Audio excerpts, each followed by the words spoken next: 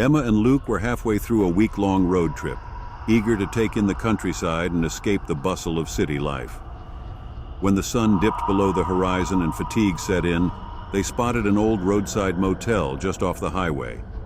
Its neon sign flickered weakly, advertising vacancy in faded letters. Though it looked a bit run down, it seemed good enough for one night. The check-in area was quaint, filled with mismatched furniture and outdated magazines. Emma grabbed a pamphlet map from the counter while Luke handled the paperwork. The map detailed the layout of the motel, a single row of rooms, numbered 1 through 10, with a small courtyard at the center. After settling into their room, number 8, Luke unfolded the map to plan a walk around the property. His brow furrowed as he ran his finger along the layout. "Hey, Emma, come look at this," he said. "What's up?" she asked, sitting beside him on the bed. "There's a room 6 marked here right between 5 and 7. But when we walked by earlier, there was no room 6. The numbers just skipped." Emma shrugged. Probably a mistake on the map. This place isn't exactly high-tech. Still, something about it gnawed at Luke's curiosity. "I'm going to check it out," he said, grabbing the flashlight from his bag. Emma rolled her eyes but followed him outside. The night was eerily quiet, the only sound being the hum of a single flickering lamppost near the end of the row. They walked past room 5, pausing at the dark blank space where room 6 should have been. "See? Nothing here," Emma said, but Luke was already running his hand along the wall. "This section feels different," he muttered. "It's smoother than the other walls, like it's been painted over." Before Emma could respond, the hallway lights flickered, and a faint sound reached their ears, a soft, warbling tune. It was old-fashioned, like something played on a dusty gramophone. "That's weird," Emma whispered. The music seemed to grow louder, and with it came faint whispers, just on the edge of audibility. Emma couldn't make out the words, but the tone was urgent, almost pleading. "We should go back to the room," she urged, her unease growing. But Luke was transfixed. "What if it's coming from inside?" "There's no inside, Luke," Emma snapped, her voice trembling. Ignoring her protests, Luke knocked on the wall. The whispers stopped instantly. For a moment, the only sound was Emma's quickened breathing. Then, the wall seemed to tremble, and a faint outline appeared, a door, glowing faintly in the dim light. "Do you see that?" Luke asked, his voice hushed but filled with excitement. "I don't like this," Emma said, backing away. "Let's go. Now." But Luke, driven by curiosity, pressed against the door. It creaked open, revealing a dimly lit room beyond. The air was thick and musty, carrying a scent of decay that made Emma gag. Inside, the walls were lined with strange, faded wallpaper covered in cryptic symbols. At the center of the room stood a single chair, facing a cracked mirror. Shadows flickered in the dim light, though there was no visible source. "This is incredible," Luke whispered, stepping inside.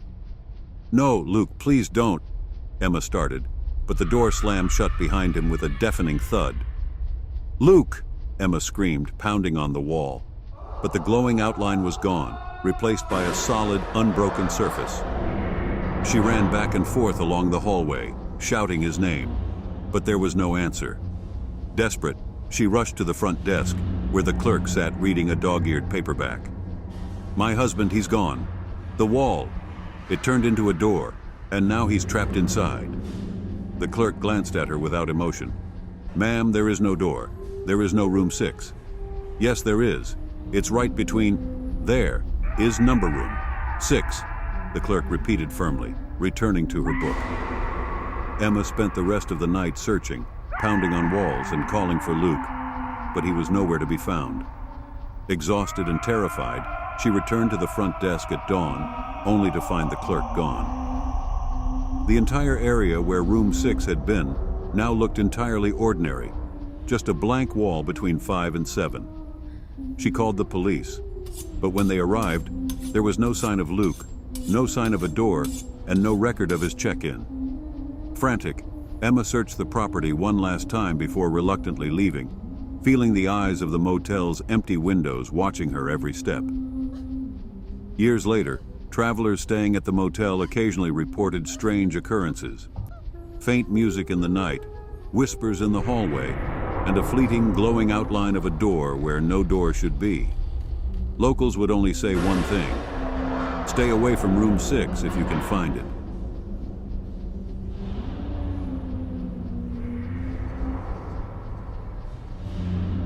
The road trip was supposed to be simple, a quick drive to the mountains and a weekend of camping. When a detour sign appeared on the highway, the group of friends, Emma, Jake, Lily, and Mark, decided to embrace spontaneity.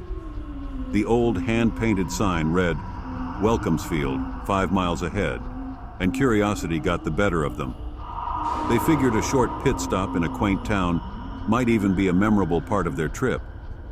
The town appeared as if out of nowhere, nestled between rolling hills and dense woods. The sun cast a warm golden glow over cobblestone streets, Victorian-style houses, and an old-fashioned diner with a neon sign blinking, "Open." The locals seemed delighted to see them, offering warm smiles and polite greetings. An elderly man sitting on a rocking chair waved them over and exclaimed, "Not many pass through here these days. Welcome to Welcomesfield." Their first impression was that the town was charming, albeit eerily quiet. The group noticed a distinct lack of cars or modern technology, but they brushed it off as part of the town's old-world charm. The diner became their first stop, where they were served slices of homemade pie and mugs of steaming coffee. The waitress, a kindly woman with tired eyes, was quick to share stories about the town's history, speaking of how it was once a bustling community before the new highway diverted traffic away. However, something felt slightly off. Despite the locals' friendliness, their smiles seemed too wide, their gazes lingering a bit too long. Jake joked that they had wandered into a Twilight Zone episode, but when the waitress froze mid-laugh and stared blankly at him for a moment too long, no one laughed. The group decided to stay the night. The inn was quaint but dated, with creaky wooden floors and dusty antiques lining the hallways. Emma noticed a peculiar framed map of the town in the lobby. It showed the diner, the inn, a general store, and a church. But what struck her as odd was the faint, faded outline of a large building in the town center, one that didn't seem to exist anymore. She mentioned it to the innkeeper, who quickly dismissed her observation and changed the subject. That night, the atmosphere shifted.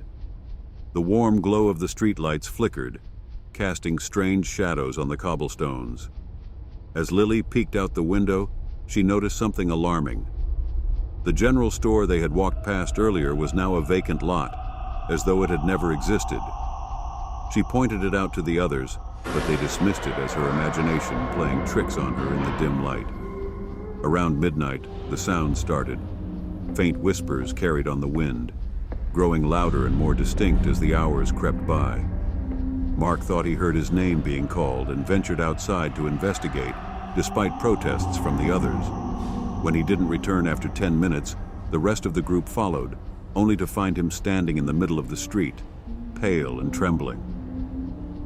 He swore he had seen people, shadowy figures moving just at the edge of his vision, but they vanished whenever he tried to approach. The group decided they had seen enough and wanted to leave. However, when they reached their car, the road they had come in on was gone. In its place was an unbroken stretch of forest, and the hills surrounding the town seemed impossibly close. The street signs no longer made sense, pointing them in circles, and the more they walked, the more they felt as though the streets themselves were shifting beneath their feet. Then came the locals. They emerged from the shadows, no longer smiling but watching with empty eyes. One by one, the lights in the town began to go out, plunging the group into darkness. A low hum filled the air, resonating in their bones, followed by whispers that seemed to come from everywhere at once. "Stay," the voices said. "Stay and feed us." Desperation set in. The friends tried hiding in one of the remaining buildings, barricading the door. Inside, they found a photo album on a dusty table. Flipping through its pages, They saw pictures of other travelers who had passed through the town, dozens of them, all smiling as though unaware of their fate. On the last page was a photo of themselves, taken just hours earlier at the diner. One by one, the buildings around them began to vanish, swallowed by the darkness. The walls of their shelter dissolved into the void, leaving them exposed. The shadows grew thicker and the voices louder, until the friends could no longer distinguish reality from nightmare. Emma screamed as the ground beneath her crumbled, and the group fell into the suffocating darkness. When morning came, Welcomesfield was gone. The detour sign had vanished, and the highway stretched on uninterrupted. Travelers who pass that way sometimes report glimpses of a distant town through the trees, but no one can ever find it on a map. Some say it's a legend, a ghost town that appears to lure the unwary, feeding on their fear. Others insist they've heard the whispers when driving too close to where Welcomesfield once stood.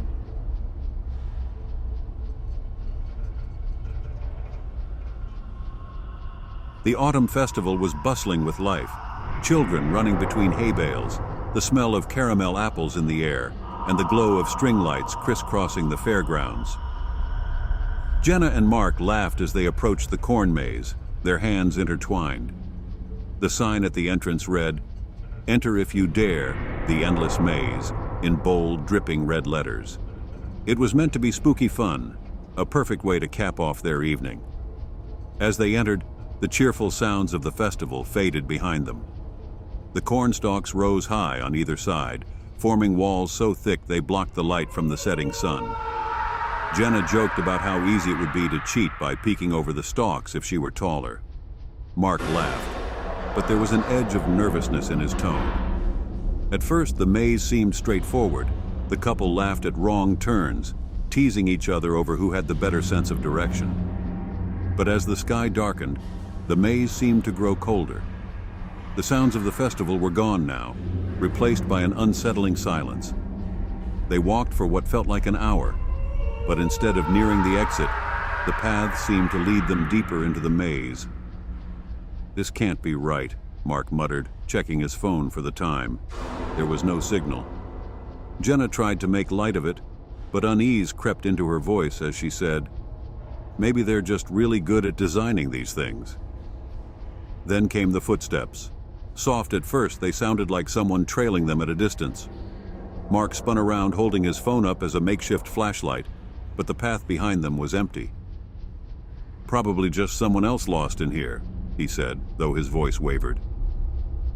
Jenna nodded, but her grip on his arm tightened. The footsteps grew louder, closer. When they turned to confront whoever it was, they found nothing, just rows of corn swaying lightly in the breeze. Mark tried shouting, but the sound seemed to be swallowed by the maze itself. As the night dragged on, their flashlight dimmed.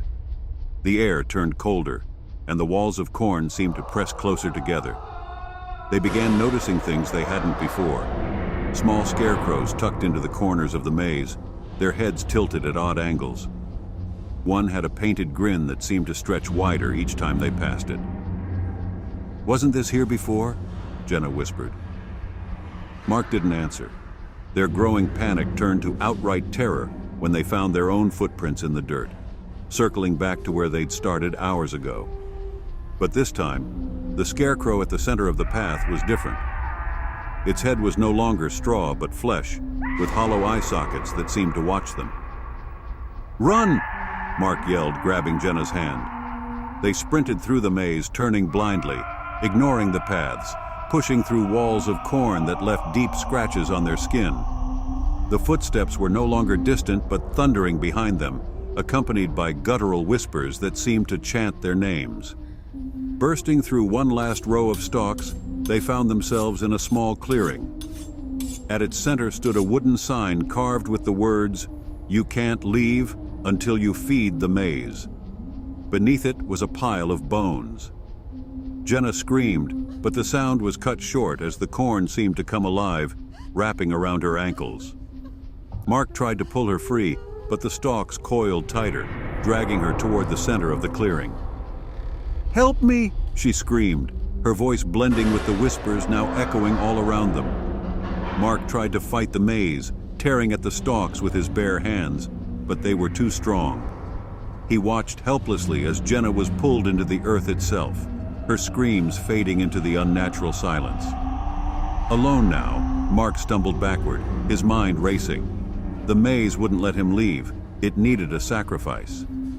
As the stalks began to creep toward him, he realized his only choice was to feed it something else. Someone else. The next morning, festival goers laughed and enjoyed the corn maze, unaware of the new scarecrow at its entrance. One with a face twisted in eternal terror, forever guarding the maze's secret.